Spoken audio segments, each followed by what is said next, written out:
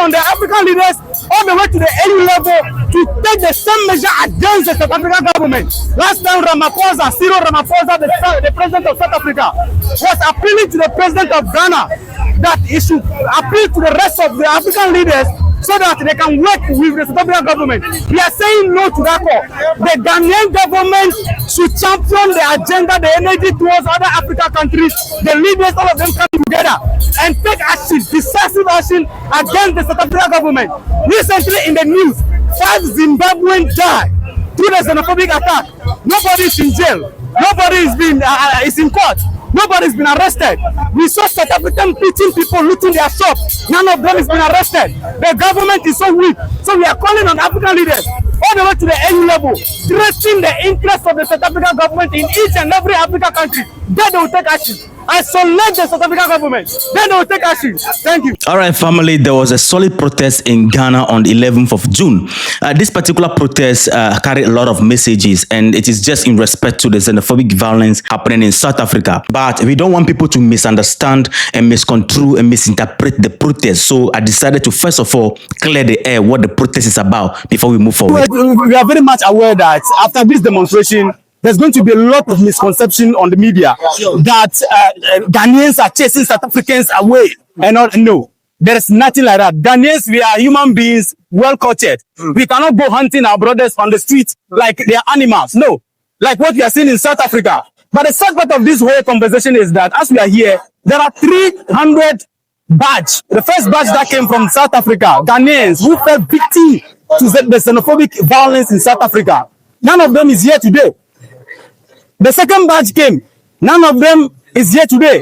So the people who are falling victim to it, they are not even here. That is how unserious we are as a country and as a youth of this country. But are they interested about the demonstration? Whether they are interested or not, our message is not targeted at them. Because an attack against one fellow African in every or any Africa country is an attack against the entire Africa. We are not supposed to be fighting each other. You understand? What South Africans are doing, it is not even something that we can call xenophobic. It is now criminality. Haven't you watched videos online where South Africans are taking the shots of Ghanaians, Zimbabwean, Nigerians?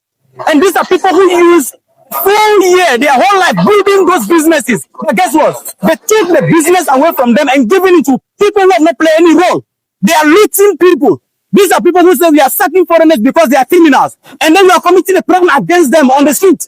So it is no longer xenophobic, it is criminality. So we are calling on all African leaders, just as 1970 and the 1980s, during the apartheid regime, the whole world came together, including African government. They sanctioned the South African government and isolated them economically and diplomatically. That is what African leaders need to do now. Because it is not right for any African citizen to be beaten, humiliated in any African country just because they moved from another country and came to your country. They are not criminals. All right? South Africans want to tell us that there's no South Africans who are competing in South Africa. No. So it is a collective effort from the African Union level for them to take action against the government of South Africa because the government has become so weak that they are not dealing with the situation. So we are calling on them to take action now. Say no to xenophobia. Family, as a matter of fact, a lot of things happen during this particular protest. We encounter a lot of problems on the way because, you know, protests like this, there are people who are agitating and all that. But we are committed to make sure that we uphold the unity of Africa beyond every sentiment and every agitation. So the first problem we encounter was this particular our brother and some other group of people who have decided to practically damage the South African flag. They bought the flag and they've decided to either they burn it or tear it down, and we said no, we are not going to allow that to happen. So we prevented the people who want to cause that. It's funny, right? So they wanted to burn the South Africa flag, tear it apart, and then we came in, and then in defense of that we said no, this is not a protest that targets South African flag, South Africa country. No, there's nothing like that. The protest is a peaceful protest, a call to action from the leaders of Africa. So we are able to prevent that incident from happening. Then we bump into another problem. When we got to the MTN office, the head office of MTN, the crowd, some people moved and they wanted to, invade the office, the MTN office. office, forget my camera. You know, my cameraman was not, using the focus button very well. So we got there, and then people wanted to go inside and, you know, cause trouble. That also, we need to come in defense and stop them. Let's go.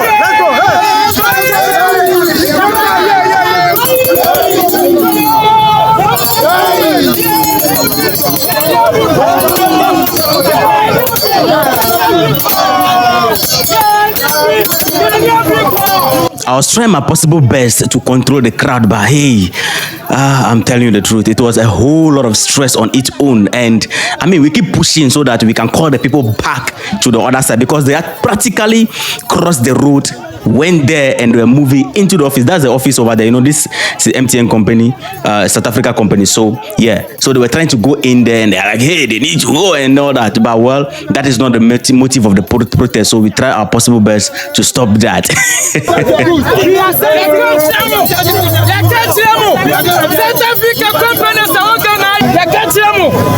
And now, somehow, finally, we were able to control the crowd, and we moved the crowd to our first destination.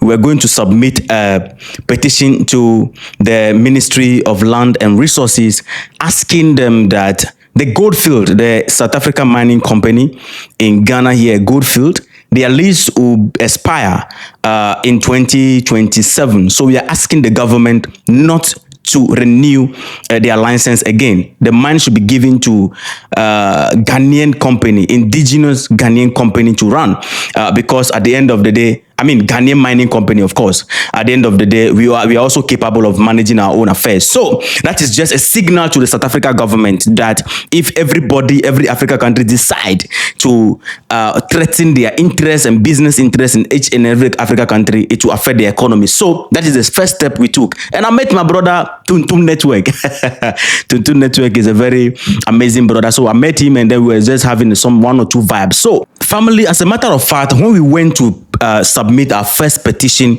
to the Ministry of Land and Resources before we proceed to the presidency, it was another problem we faced there. Two major problems, serious problem that are fundamental problem of Ghanaians. But somehow we were able to handle the problem and solve the problem. But along the line, as we were going to the ministry, we decided to explain the message and the purpose of the protest, practically what we are doing exactly to the media, because the media is good at manipulating the public through their captions. This is the message we are sending across the entire Africa. This is a peaceful march, right? This is a peaceful march to send a message to the entire world in regards to what is happening in South Africa. First of all, our first and foremost message is that no African citizen should be targeted, should be attacked and humiliated just because they come from different Africa country, living in a different Africa country. So we condemn every form of xenophobic violence against African migrants living in South Africa. And, you know, when you look at it, the people are being beaten on the street of South Africa, hunted as antelope of South Africa, just because they come from different Africa country and they are living in a different Africa country. Even if this was a movie, it will never make sense. So, we are sending this message and we are calling on the South African government. We are calling on the South African government to take action, decisive action against the quacks who are on the street of South Africa, harassing other citizens of Africa. And it is sad that we saw watch videos of the police, the security personnel right in front of them. Fellow African citizens are being beaten, not because they are criminals, but these are people who are living in South Africa legally and doing their businesses. And that simply means that the government of South Africa has failed to deal with the situation, or they are also part of the xenophobic agenda. So, South Africa government, it is clear, it is safe to say that South Africa government is a xenophobic government, because that is the only country where the government needs to be begging its citizens to abide by the law instead of enforcing the law for citizens to follow. So we are sending another message across to all African leaders on the continent of Africa that the unity of Africa is not something that can only exist in beautiful speeches written by ChatGPT, Chat and Claude, but it should be something that should reflect on the ground. And aside their beautiful speeches and beautiful conferences, meaningless conferences, we are calling on them for them to understand that if an African citizen is being harassed, attacked, and beaten and then humiliated in other African countries just because they are African, it is something that they need to take action and speak with one voice and condemn it. Just as 1970 and 1980, the whole world came together, including African and the continent of Africa, the apartheid government to end apartheid. We are calling on African leaders. It's either they use every diplomatic tool available to deal with the situation, or the threatened interest of the government on the continent of Africa. If the government of Africa refuses to take action, to take the leaders of Africa, to take action, and we want to lead, they need to threaten the interest of South African government in each and every African country before the government can take action, because it is clear the government refuses to take action. It is sad, and Nelson Mandela will be rolling in his grave today to wake up to realize that the very thing he fought against, Desmond Tutu, Steve Biko, these are people that today, if they should come back to life, they will be very, very sad to see that certainly what they fought against to liberate South Africans have become the same thing today against their fellow Africans. So we now landed at the ministry. And when we got there, our motive and purpose is to present our petition to the minister himself. We don't want to present the petition to any representative. But excuses were given to us.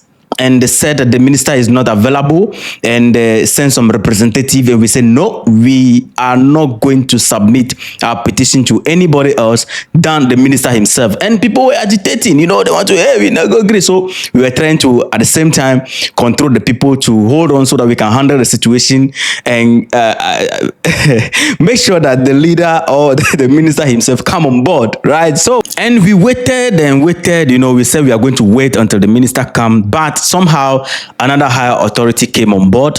They sent another representative, and we consider submitting the petition. And after submitting the petition, somebody came up and stepped on my toe by asking a very useless question, asking us if we are sure this was not politically inspired or motivated. And honestly, lovely people, I did not spare that guy there. You say what? So one join the Jimmy. He say, what did you come to us? say where me say me can say Ghana. No, what was the question? I am a join where mu be you. Jimmy is son of the Jimmy. The question was what's your some yet to clear? Just over Kube and say where did you see any political party flag here? Yeah, did you see any political party flag here? And then what do you have to ask that question? Question of what? Do you see anybody shouting MPP or NDC? NPP are politics. You came here, you didn't see anybody wearing political flags. You didn't see anybody chanting NDC MPP. You keep asking if it is sponsored by MPP, political party, or it is partisan. What is the meaning of that? The message you are even carrying across, look at the placard on board here. The message is not, for any political party. The xenophobic attitude happening, or the xenophobic violence in South Africa, is it targeted at MPP activists in South Africa or NDC activists in South Africa? No, we are talking about Africans, Ghanaians, Nigerians, Zimbabwe, the very people who stood behind South Africa during apartheid. They were the very people that the South Africans are chasing out today. So we came, and then with respect to that, asking our government that, look, since the South Africans are asking that we should leave and then peace our country, we have our resources here. Simple. Goldfield, we are not going to renew. The mine should be given to a Ghanaian money company, period. And you are asking if it is politically motivated. All right, so like look, through our history, it is the protest of non-violence that won. Sure. If you have forgotten, read around Martin Luther King Jr. So we believe that it's not just about the hullabaloo or the belligerent posture we take that will give us the answer that we seek. Rather, we believe that dialogue will give us what we seek. At the end of the day, what we are even demanding of government has to do with sanctions that works in line with dialogue. So family, we moved from there, and after we are done submitting the petition, we landed at the Flagstaff House, and here we encounter another problem with the police. The police wanted us to park our car inside a particular yard over there, and we said no. They cannot hide us. Initially, they wanted us, all of us, to go in there because they felt like that is a security zone. We said no, we are not going to go anywhere. We are standing on the road, not to block the road, but we are there visibly. We are not going inside. No. Listen. We will not be hidden. We will not be hidden there. No, we will not be hidden. If we are going to find a method, this one will stand and pass the method. We are not going to be hidden. No. We are not going inside. We are not going inside. Stop. Don't go. You are not going inside. You are not going inside. No. Park somewhere. You can park here. You are not going inside. Ghana police, we have been peaceful all this while. So let the car park somewhere here. We will not go inside. No. Of course. I know. But we cannot go inside.